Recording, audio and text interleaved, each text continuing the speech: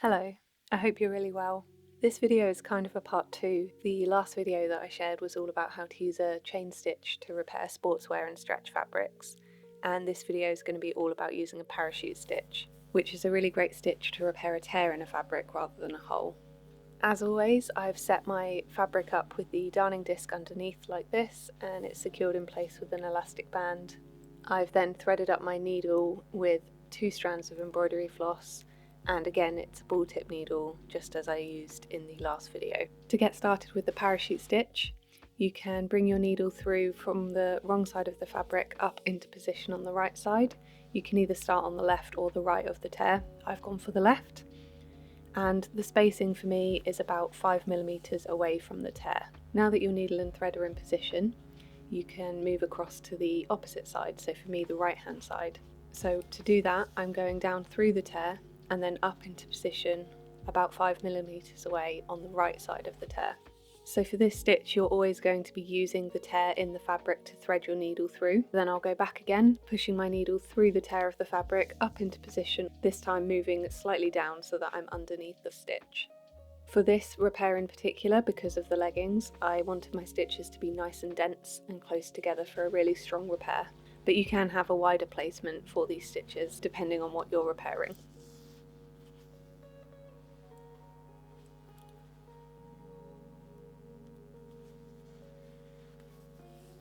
So again, I'm going to push my needle down through the tear in the fabric, up into position on the right hand side, beneath the previous stitch, and then back again to the left side, going down through the tear first and up into position to the side of the tear. This stitch always reminds me of threading up a pair of trainers with shoelaces, weaving over and under, across, through the tear. You'll then continue on in exactly the same way, working from left to right, mirroring those stitches against each other until the tear starts to close up.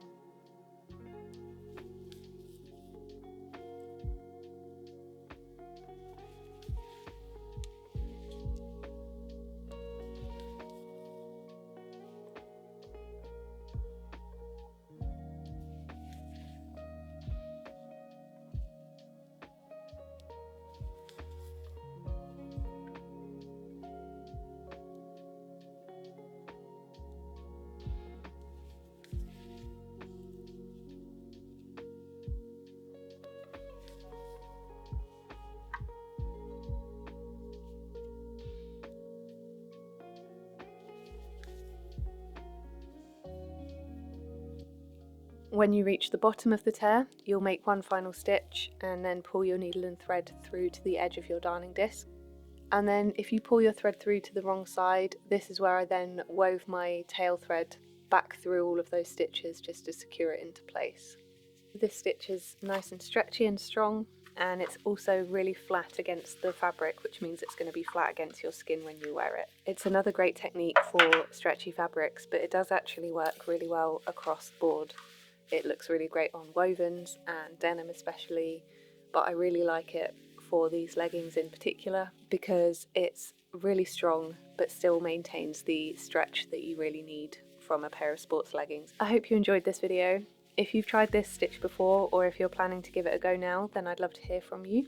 And if you have any requests for the next technique that I share by video, please let me know, because I'm always looking to expand the techniques that I share with you and help demystify any of the repair techniques that you haven't tried out yet. Thank you so much for watching.